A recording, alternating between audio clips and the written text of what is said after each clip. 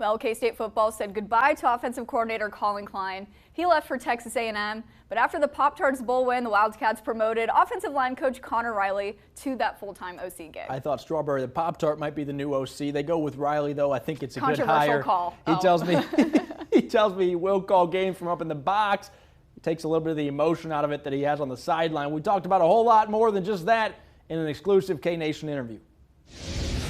Conor Riley here, the new offensive coordinator at Kansas State. Let's just start there. First of all, congratulations.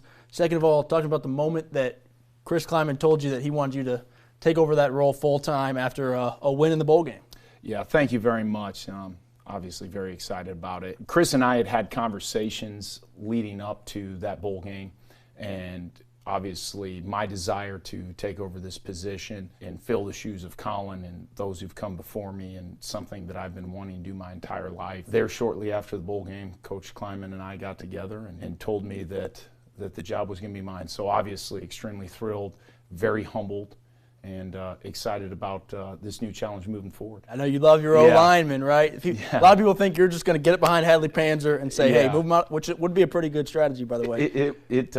With some of the guys we've had up front, it's been pretty good. What does your style look like as an offensive coordinator? Yeah, it was interesting. I know there's a lot of people who thought that we were going to come out in that bowl game and run the triple option, and obviously we did not. Our philosophy, obviously, in order to be successful, we need to have the ability to throw the football. The complement of our run game, it creates a lot of one-on-one matchups. You know, it's a simple game of addition and subtraction sometimes. When you look at our philosophy, it's got to be complementary football. Do we have to run the ball in order to be successful?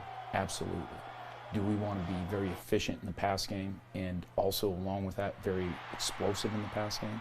There's no question about it. So I'm looking to continue to grow that. The offense that you have seen the last 5 years has been a continual evolution of all those guys involved. And I'm certainly excited to continue that evolution. You're going to work with Matt Wells, an experienced college football coach who has developed at least one really good quarterback, more than that, I'm sure.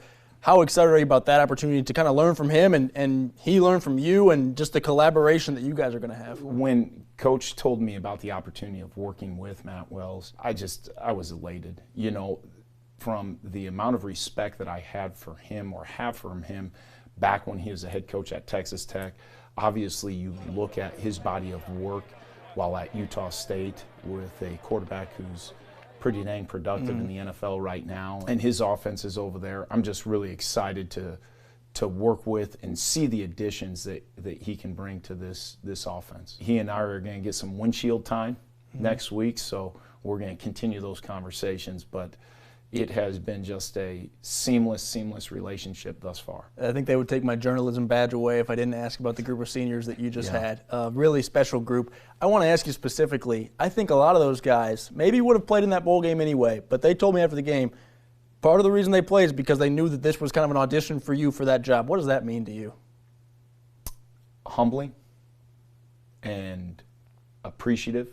The relationships that I've built with those guys over the course of the past 5 years, and we've talked about, are relationships that are going to last much beyond this game. And for them to, in one case, make a sacrifice. You know, Hayden Gillum had to come home and have surgery on a thumb after that game. And when I told him there shortly how sorry I was, yet how appreciative I was, he told me he'd do it again.